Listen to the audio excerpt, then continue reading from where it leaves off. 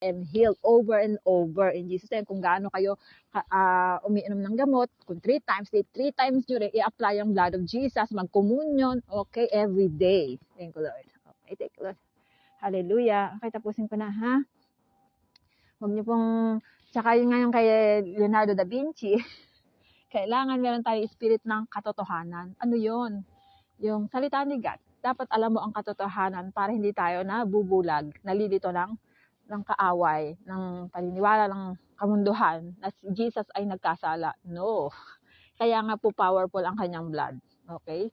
Thank you, Lord. Thank you, Jesus. Okay, mag-pray na tayo, Father God. I worship you. I honor you. I bless you, O God. Hallelujah. Salamat sa lahat ng ginawa mo, O God, lalong-lalo sa cross of Calvary, O God. Thank you, Lord. Hallelujah. Bless your holy name. This is my new car, my new chedeng. Thank you, Lord. Thank you, Jesus. Hallelujah. There is no weapon can forms against us shall prosper. Hallelujah. Again, lahat magagawa namin ang lahat ng bagay basta't kasama ka namin, O God. Hindi mawawala ang power ng blood, O God. Allow us to understand the power of the blood, the power of your name, the power of your body, your word, O God. Thank you, Lord. Thank you, Jesus. Hallelujah.